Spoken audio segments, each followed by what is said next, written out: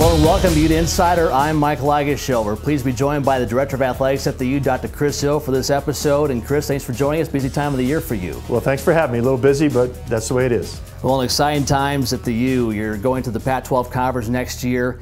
And I know a lot of planning goes on a year out for you and your staff. What are some of the things you've been involved with as you gear up toward Pac-12 joinment next year? Well, I'll talk about it as long as you don't tell Coach Witt that we're talking about this. I don't want to get in trouble. But, there's a lot of planning in advance, and that's what really I have to do or be involved in. Everything from scheduling to what divisions we're in football, and just getting acclimated to some of the nuances of the Pac-12 and how it's a little bit different than what we're doing now. Well, the football schedule came out for 2011. Utah is going to be in the Southern Division with the Southern California schools, the Arizona schools, and Colorado. Just tell our fans how the schedule will look in coming years and what kind of the basis of that formula is. Well, the formula is we play 9 games in a league, so the reality is when you play 9 of 11, you're almost completely around the league anyway.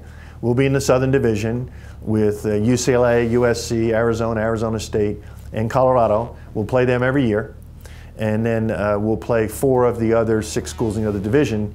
With the way the California schools, the rivalries between the Bay Area and LA, they'll play every year, so we won't be a complete playing each by the equal, but we'll be, out of an 8-year period, we'll be in the Northwest 6 times, and an 8-year period, we'll be in the Bay Area 4 times. Good thing next year, 5 home games, so it'll be a 5 and 4 rotation every other year.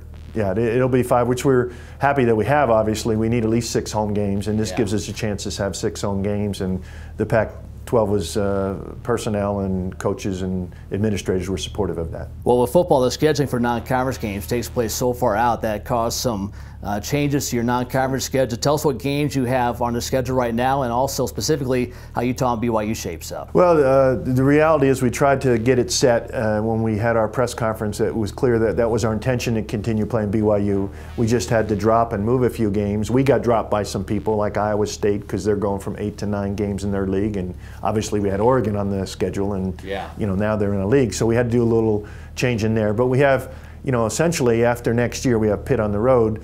Then we have BYU home and home for 2 years, and then we're trying to work out what that is in the future. That'll be in September. We have Utah State on the schedule a couple years from now, and then we've just been talking to them schools, but I'd like to get the lay of the land, even though it's done in advance. I'd like to get the lay of the land a little bit as we get into the Pac-12 before we start to schedule some games. Also, I'm not sure if the Pac-12 office makes games, TV type games where they say, hey, would you like to play somebody from the Big 12, and this would be a TV situation. Let's turn to basketball. The men's basketball schedule for next year came out last week. Just tell fans the formula for making that schedule up, and I think one thing fans will like is, well, 2 things, Thursday, Saturday matchups, and also travel partners in the Pac-12. Yeah, that's what I'm most excited about basketball. There's 18 games, which gives our fans 2 more league games, but the fact that we have a homestand again. I think it makes sense. The LA schools come in here for the weekend on a Thursday, Saturday. Our fans can understand it's a homestand. Then we're away the next weekend at, let's say the Bay Area. And that gives a chance for our fans to have a rhythm of the season. The women's will be a mirror of that, but it gives a chance to have a rhythm of the season and a chance to compete against everybody, and I think that'll be fan-friendly, if you will. And there's no divisions in that league, so we'll have one ranking from 1 to 12. Well, very good. The football schedule and basketball schedules are out, as I said. When will we see sports schedules such as women's gymnastics, some other ones come out? Yeah, you may know more than I do because I think some of those are out already. Obviously, the women's basketball's out because that mirrors the men's. I think even gymnastics is out, baseball, softball. They've all been able to add the same philosophy and just add one more team.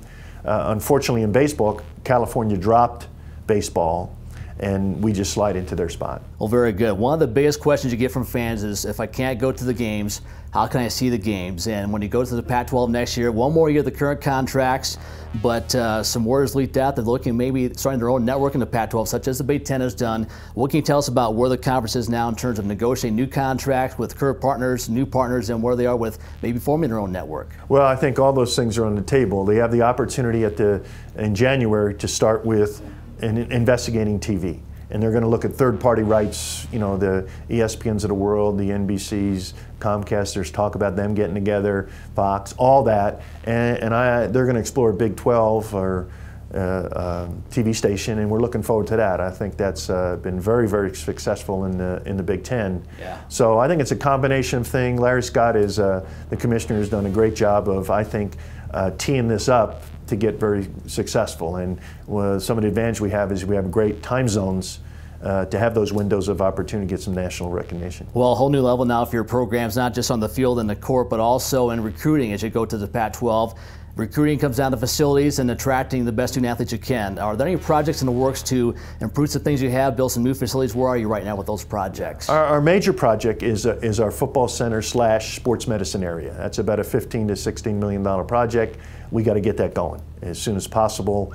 It's critical. We have other wonderful facilities like our strength room and our indoor facility and our stadium are good for football. The sports medicine area is inadequate, and that helps all our sports. And there's some other things we need to do in regards to a softball field and stadium. We need to have outdoor tennis courts, need to look at a little better practice facilities for volleyball, men's and women's basketball. So some things on the plate. I'm always going to leave something out that's going to offend a coach. But that's, the first and foremost, we have that one major project. They're all major, but that's the one that's first on the list. Well, Chris, exciting times. You've been here since the late 80s, now the AD for a long time. To see this happen, to see Utah make the move to the Pac-12, just emotionally for you, what's this mean? It's pretty special because we haven't won any games yet, so I don't know how we'll feel. It's going to be really tough. But I think it puts us in a category where we're on the right side of the line in regards to major athletic leagues, and it gives us a chance to really grow. Faculty and students are excited to have us associate with those kind of schools. It's a new beginning in a lot of ways. Very seldom do you get to reinvent yourself. Very seldom do you get to have a new job without interviewing and without moving. So I feel that it's energizing. I got to make sure that I stay focused on this year. Not teasing about Coach Witt, but all our athletes. We don't want to shortchange our seniors and be spending all our time looking at the future. But my job is part that I need to do that. Well, exciting times, and it should be interesting to see how it plays out over the next few months and years. Chris, thanks for joining us. Well, thank you for having me. All right, that's Dr. Chris Hill, Director of Athletics at the University of Utah. I'm Mike Lageschulte for Ute Insider. Thanks for joining us. Until next time, so long, everybody.